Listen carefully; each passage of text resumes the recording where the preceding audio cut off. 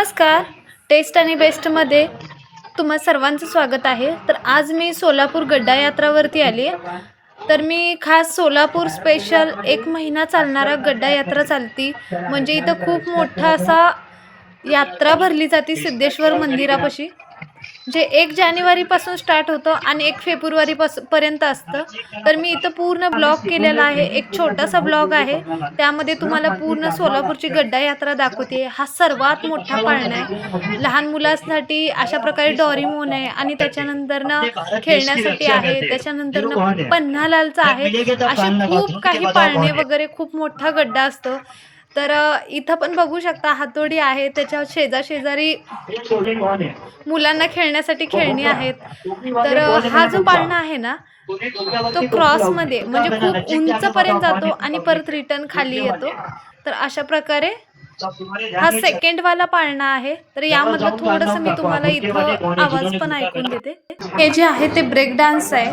तर सोलापूरची खासियत आहे म्हणजे स्पेशल इथं दरवर्षी जानेवारी महिन्यामध्ये साजरा केला जाणारा हा यात्रा आहे.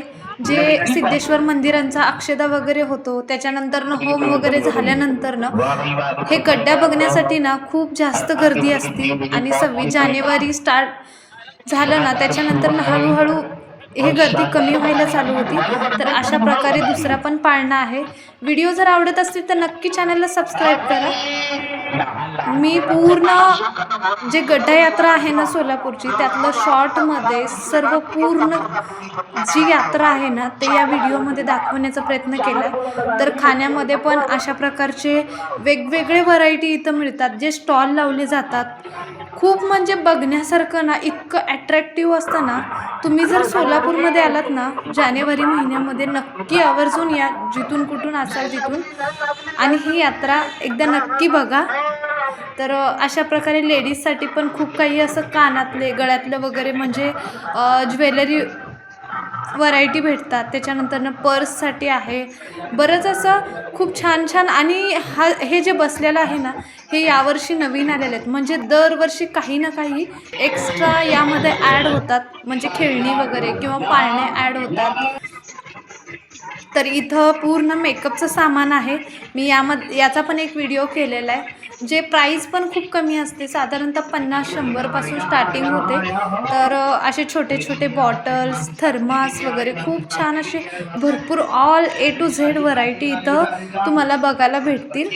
तर हे जे आहे ना गड्ड्याला जाण्याचं मेन म्हणजे ज्यावेळेस होम वगैरे किंवा ज्यावेळेस दारू उडती म्हणतात त्याच्यामध्ये ना ते दारू उडणे म्हणजे लाइटिंग उडवली जाती.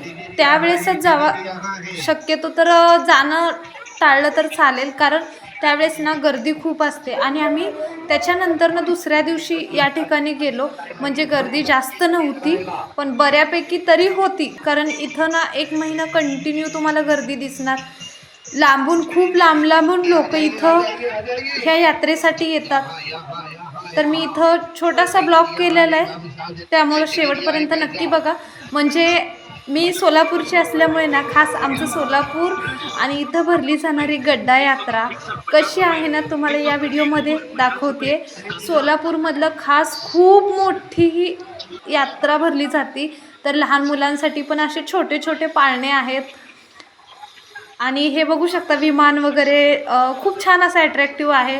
त्याच्यानंतर ना हा फिरणारा पाळणा आहे. नवीन यावर्षीच ॲड झालेलं आहे. जवळपास मी पूर्ण याच्यामध्ये बघितलं ना तर 5 ते 6 तरी गोष्टी म्हणजे खेळणी जी आहेत ती यावर्षी नवीन ॲड झालेले आहेत.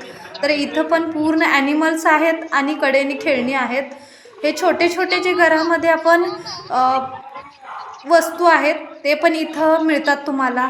त्याच्यानंतरनं स्टॉल लावले गेलेत आणि हे जे गोल राऊंड दिसतं ना त्याच्यावरती उभारल्यानंतरनं खूप तुम्ही रील्स वगैरे बघितलं असाल की याच्यावरती उभारून असं गोल फिरलं जातं आणि हे जे आहे ना याच्या साईडने उभारून गोल फिरतंय. हे पण एक नवीन ॲड झालेलं आहे.